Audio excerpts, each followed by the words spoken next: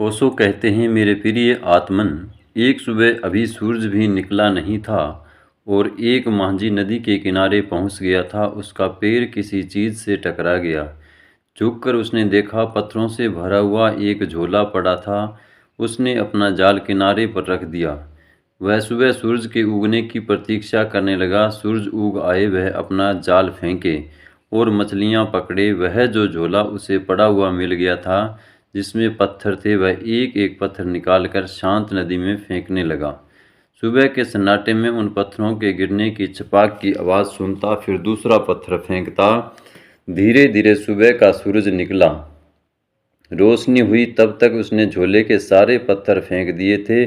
सिर्फ एक पत्थर उसके हाथ में रह गया था। सूरज की रोशनी में देखते से ही जैसे उसके हृदय की धड़कन बंद हो गई, सांस रुक गई।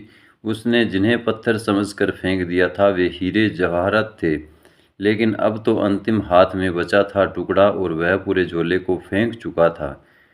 वह रोने लगा, चिल्लाने लगा। इतनी संपदा उसे मिल गई थी कि अनंत जन्मों के लिए काफ़ी थी, लेकिन अंधेरे में अनजान अपरिचित उसे उस सारी संपदा को पत्थर समझकर फेंक दिया था।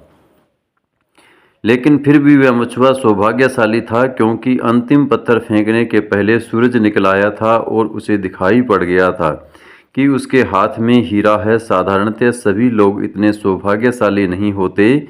जिंदगी बीत जाती है, सूरज नहीं निकलता, सुबह नहीं होती, रोशनी नहीं आती और सारे जीवन के हीरे हम पत्थर समझकर फेंक चुके होते हैं। जीवन एक बड़ी संपदा है, लेकिन आदमी सिवाय उसे फेंकने और गंवाने के कुछ भी नहीं करता। जीवन क्या है यह भी पता नहीं चल पाता और हम उसे फेंक देते हैं। जीवन में क्या छिपा था, कौन से राज, कौन सा रहस्य, कौन सा स्वर्ग, कौन सा आनंद, कौन सी मुक्ति, उस सब का कोई भी अनुभव नहीं हो पाता और जीवन हमारे हाथ से रिक्त हो जाता है। इन आने वाले 3 दिनों में जीवन की संपदा पर ये थोड़ी सी बातें मुझे कहनी है, लेकिन जो लोग जीवन की संपदा को पत्थर मान बैठ गए हैं, वे कभी आंख खोलकर देख पाएंगे कि जिन्हें उन्हें पत्थर समझा है, वे हीरे माणिक हैं। यह बहुत कठिन है, और जिन लोगों ने जीवन को पत्थर मानकर फेंकने में ही समय गंवा दिया है, अगर आज उनसे कोई कहने जाए कि जिन्हें तुम पत्थर समझकर फेंक रहे थे, वहाँ हीरे मोती भी थे, तो वे नाराज होंगे, क्रोध से भर जाएंगे। इसलिए नहीं कि जो बात कही गई है वह गलत है, बल्कि इसलिए कि यह बात इस बात का स्मरण दिलाती है कि उन्होंने बहुत सी संपदा फेंक दी है।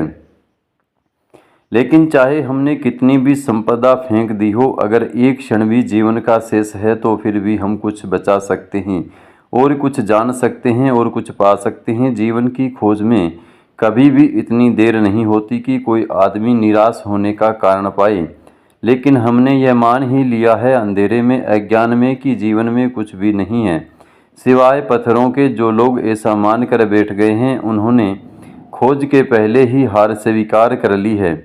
मैं इस हार के संबंध में, इन निराश के संबंध में, इस मान ली गई पराजय के संबंध में सबसे पहली चेतावनी यह देना चाहता हूँ कि जीवन मिट्टी और पत्थर नहीं है। जीवन में बहुत कुछ है।